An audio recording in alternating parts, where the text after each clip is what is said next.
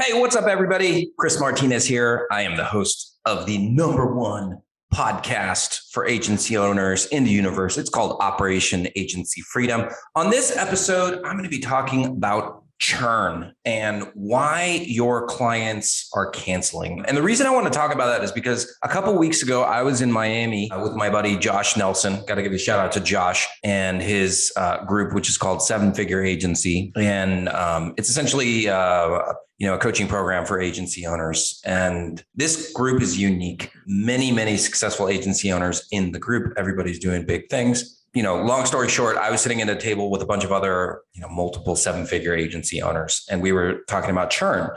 And it's a big problem for agency owners in general. But, everybody who was at my table, they didn't have any problem with churn, right? Their churn rate was very, very low. They had very few cancellations in general. And, so that's something that is common with people who break that multiple 7-figure rate, is that their clients just don't cancel, right? So today I'm going to talk about all the things that you can do to reduce your churn. And if you are experiencing a lot of cancellations, and let me just clarify, if you're experiencing over 5% cancellations per month, you're doing something wrong. That's way too high. It actually should be less than 3%. So if your churn rate is too high, definitely listen to this episode, because I'm going to talk about all the things that you can do to reduce that cancellation, those cancellations, so that you can lower your churn rate and grow the agency. And don't feel bad if this is something that you've been struggling with. I've struggled with it in the past as well. But to get past that, barrier, that 7-figure barrier, that multiple 7-figure barrier, you are absolutely going to have to solve this churn problem. So definitely listen to all of this episode if you have any questions or concerns about cancellations and your clients churning. Then, of course, at the end of this episode, make sure that you go to the website and check out any things that I mentioned in the show notes. The show notes will be on the website. Check out all the links that I mentioned. And then if you enjoyed this episode, please make sure that you subscribe so that you are always the first to know when a new episode is released. So with that being said, let's head over and listen to this episode. Hey, what's up, guys? Welcome back. Good to have you guys back. I've been on the road for quite a while, so it's nice to be back home in Tijuana, Mexico. As I mentioned in the intro, we went to an event. My wife went with me. We went to an event in Miami run by my buddy, Josh Nelson. He runs a group. Well, he also owns an agency targeting plumbers, but he runs a group called 7-Figure Agency. And essentially, it's a mastermind coaching program for agency owners. And not everybody in the group is at that 7-figure range, but it's probably the biggest number of 7-figure plus agency owners that I've seen. And I've been in all the groups, and I know all the gurus. I know all of their target markets. And this one is different. So first of all, if you are looking for a coaching program or just a group where you can go in and interact and get to know a lot of other very successful agency owners who are doing, some serious revenue, making some serious money, definitely check out Josh's group. I'll make sure that we include that link in the show notes. So with that being said, I was in Miami. It was my first time being there in person with all these other folks. There were probably about 150 people there. And the topic of churn came up. I think it was on day 2. They broke us up into smaller groups. And so my table was all the multiple 7-figure agencies, which, if you know anything about me, that doesn't get me excited, just mainly because I know a lot of it is bullshit. But, this group was different. I knew that they were doing some serious revenue. They were actually very profitable as well. They knew how to run the business. They weren't just, people who saw a YouTube video and then started calling themselves agency owners. These are people who've been running these businesses for a long time. So the topic of churn came up, and basically it was an exercise, and everybody was supposed to talk about their churn rates. Is that something that's, of concern to you? Or are you having to focus on that going into Q2? And all of us were like, no, we're really good at churn, not a problem. There wasn't a single person at the table whose churn rate was over 5%. Now, my business with Dude, typically in our space, which is white label, outsourcing, whatever, the churn rates for those clients are over 10%. It's absurd. Our churn rate is under 5%, which is like astronomically low for our industry. And of course, we're really good at keeping our clients happy. But, the other folks, like, if you're running a traditional agency, your churn rate absolutely should not be above 5%. It should be around 3%, 4%, maybe. But everybody at that table was under 5%. So that was awesome to see, which means that they are keeping their clients happy. And this is the thing. It's like, if your customers are canceling, ultimately, it just means that they are not happy. They're not happy with the service. They're not happy with the results. They probably don't feel like you care. And so that's a sign of all these other problems that are occurring between the relationship between you and them.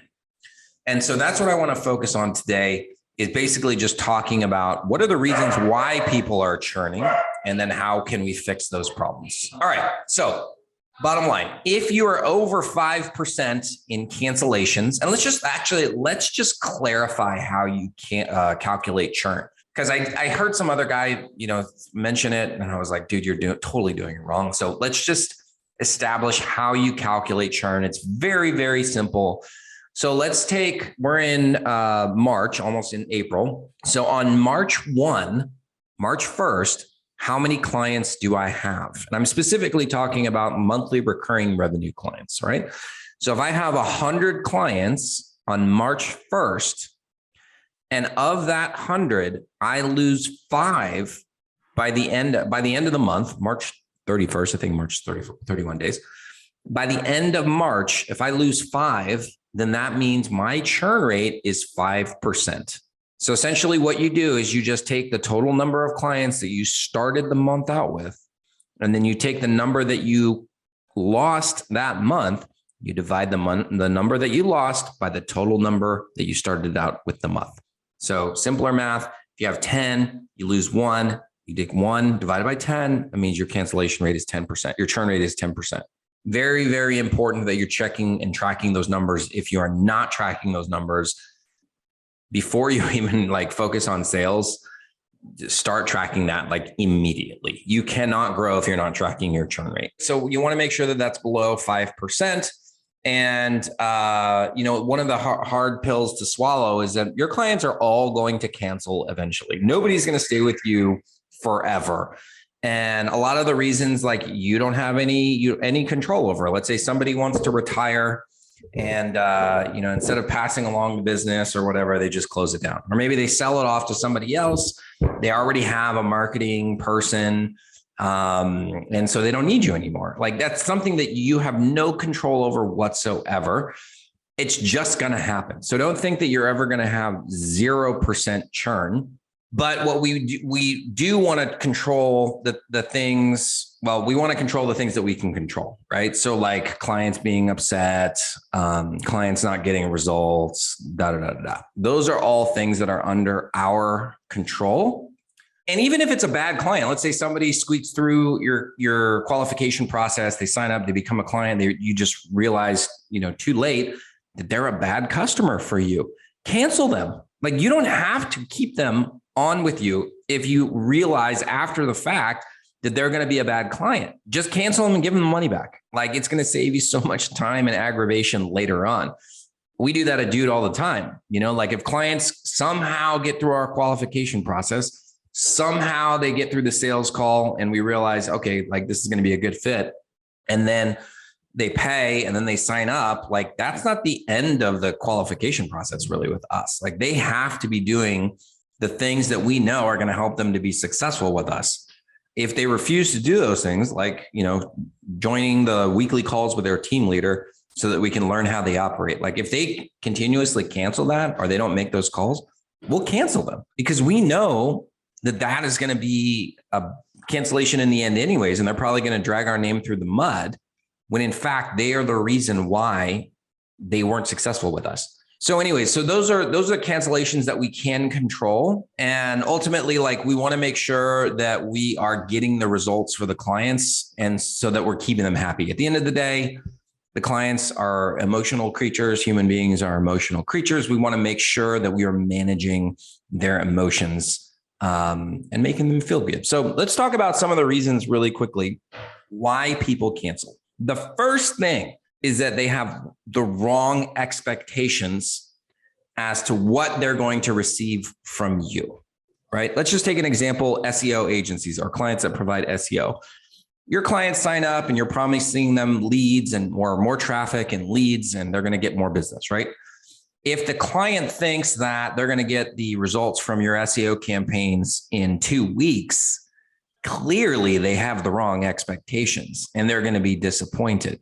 So whose responsibility is it to set the right expectations? It's yours, the agency owner. It is your responsibility as the agency owner to ensure that you're setting the right expectations with the clients. This is why it's also so unbelievably helpful to have a slide or some sort of roadmap that shows your signature system of how you're going to take the client from point A to point B, right? The steps that they're going to have to go through to get to the promised land of whatever the heck that is. So you have to review that with the client like many, many times. Don't think that you can just go through it in the sales process and then wipe your hands, think, okay, they got it. Let's just do our thing. No, you have to go over this with them over and over and over again, because most likely what you offer as an agency is fairly complex. There's multiple layers, there's multiple steps.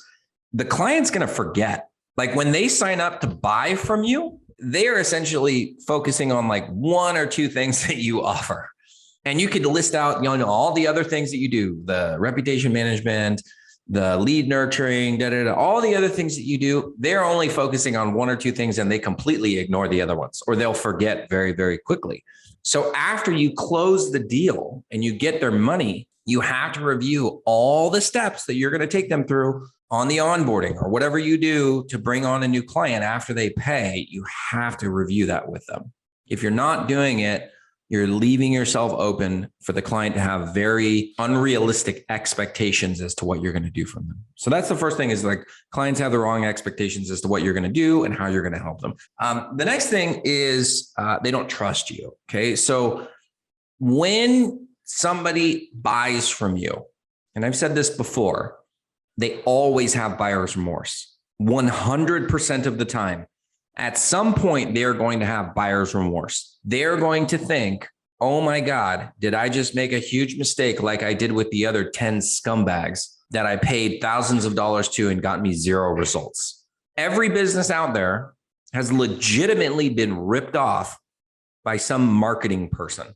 100%. So when they sign up with you, they feel all warm and fuzzy in the sales process. And then at some point, something triggers in their brain and they're like, holy shit, did I just make another mistake? If you're not communicating with your client, your new client, consistently, and essentially confirming to them that they made the right decision to hire you, then eventually that distrust is going to get bigger and bigger and bigger. And then they're not going to trust you and they're not going to feel like you understand their business. And then they're going to cancel. Even if you are hitting the goals that you had set out to accomplish with the client, they will consciously or subconsciously find a reason to not trust you. This is why communication is so unbelievably important. And for all you folks that are out there that just are very uncomfortable talking to people, this is going to make or break your business. I'm telling you, like, people need to feel heard. They need to feel like you understand the challenges that they are experiencing. They want to feel like they're a part of your company. They want to feel like you are engaged with them and you want to help them. They legitimately want to feel like you have their back. And unfortunately, you cannot type your way to a trusting relationship. It just doesn't work. Human beings are not wired like that. It's just the way that it is. So if you suck at getting on the phone, or you're tired, if you're like terrified of getting on the phone with a client, or you don't have clients or a staff that can get on the phone with clients, you need to start bringing those people on. The end result is, if you can't have live communication with your client, if you can't have live calls with your client, they're not going to trust you and they are going to cancel. So if you're listening to this right now and something's starting to connect with you, think about the last, 10 clients who canceled with you. Go back and see if you can document how often you were actually speaking to them. I'm not talking about email. I'm not talking about chat messages. I'm talking about live, either phone calls or Zoom calls. When's the last time that you actually spoke to them or somebody from your team spoke to them live? I'll bet you'll find that the clients you canceled, especially the ones who kind of canceled out of nowhere, they were not communicating with you guys consistently. Or if you did start to communicate, it was too late. They basically like already felt like you didn't care, that you didn't give a shit. And then once they say they're going to cancel, then you're like all over them again. It's just too little, too late, right? By that time, you've already lost them. And the other thing is they're not going to tell you when they're going to cancel or when they're thinking about canceling or when they're entertaining this proposal that they got from somebody else who said they're going to do, get twice the results at half the price. By that time, they're already gone. Like you've already lost. So that's a nice little exercise. Like go through the last 10 cancellations. Look at the cadence of communication, live communication. I'll bet that a lot of these folks, you didn't talk to them hardly ever. Then the last reason they're going to cancel is because, or the last couple of reasons they're going to cancel, it's because you're not getting them results. And this kind of ties in with the expectation things as well. But when they hire you, and I don't care if you're a creative agency or branding agency or whatever, if the business gives you money, they're expecting a return on their investment, meaning that you're going to help them make more money. That's the name of the game. It's not to make creative shit or like win some award from all your peers or whatever. The name of the game is getting results for customers. If XYZ business hands you $50,000, $2,000, $10,000, whatever the amount is, they are expecting for that money to come back with a lot of friends. They're expecting that you're going to help them to make more money, get more business, generate more leads. That is the goal. And in fact, that's the only goal. That's the only objective that matters. So you have to get your clients results. If they are not getting results, then you have a serious problem. And especially it's 2022, like you need to be able to get your clients results. Bottom line, it's too late. Like we've been at this for years now. You have to be able to get clients results. If you can't get them results, give them their money back. They paid you to do a thing. You didn't do that thing. You don't deserve to keep their money, especially if you promised them that when they gave you money that it was going to work. So you have to get your clients results at the end of the day. That's the other reason they're going to cancel. If you aren't getting them results at the end of the day, they're going to cancel. There's no reason. Like you wouldn't invest in somebody else who wasn't getting you results like that. Let me just summarize all of this. I'm going to talk about how to fix these problems. Most of the churn problems that you're experiencing as an agency originate in the onboarding process. Most of the time, the missed expectations, the lack of trust, the client's not feeling heard, the explosion of buyer's remorse, the whole like not getting results conversation, almost all the time that originates in the onboarding process. I've seen onboardings that, people like basically just skip over it. They say, here's a form, fill it out, away we go. I've seen onboardings where it's like, a 15-minute conversation. They don't talk about anything really, just like a how you doing type of meeting. And then I've seen more thorough onboardings where it's like multiple days of collecting information. In my opinion, longer is always better. And also you want to get as much information as humanly possible at the beginning of that relationship. Because when people sign up and they hire an agency, they're like super excited about that. They're stoked that you're going to finally get them results and it's not going to be like the other times. And so that is also when the client is most willing to give you stuff, logins, passwords, feedback, talk about their expectations. What I would recommend that you do is you look at your process and you start to identify what are the bottleneck areas. So copy is probably like the most common bottleneck. Okay, so how can we engineer an onboarding process so that we can minimize or eliminate those bottlenecks that we have in copy, in gathering copy or getting copy approved? Design. So like if your clients are getting their mockups back and then they're like basically throwing them away because they're like, this is crap. This is not what I expected. Okay, cool. What can we do in the onboarding process that's going to minimize the amount of results that we have in design? Maybe you introduce wireframes.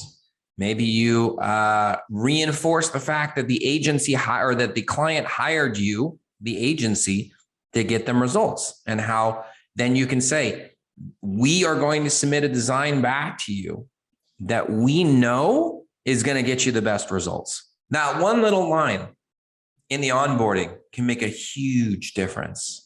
I hope that you've heard this line, little hinges move big doors. I mean, it's 100% like that in the onboarding. Little changes in your onboarding, asking one question, saying one statement to them, listing out the expectations, like just for like 1 minute can make a massive, massive difference in the outcome. So in the end, you have to master the onboarding process. If it takes 3 hours, this is what I used to tell my onboarding specialist when I had an agency. I would say, Corey, like you take as long as you need with that client. As long as we get what we need to get out of that onboarding, which was really just like an interview, essentially. As long as we get that, I don't give a shit if it takes you 4 hours. Because at the time, I think I was paying Corey like $35 an hour. So let's say, I spent $140. If it's 4 hours, I paid Corey $140 to do that onboarding. I knew that I was going to make that up 10 times over when we're in the design development phase and going live. Like you are essentially buying back more time by having a thorough onboarding process. And then when that happens, your clients the projects are going to get done faster.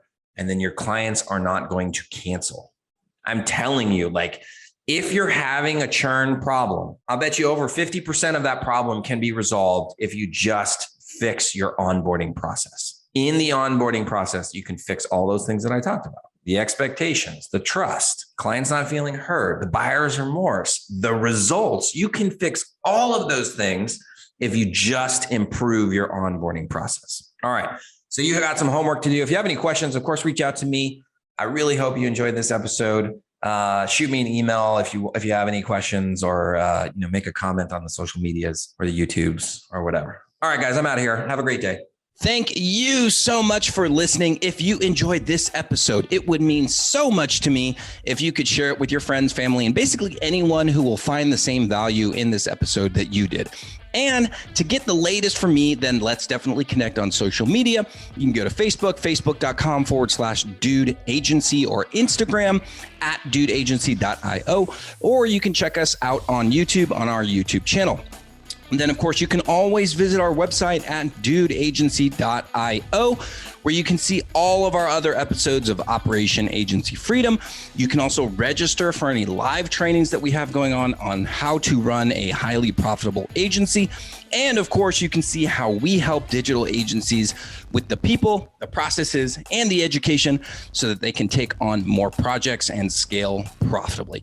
Thanks again, and I will see you next time.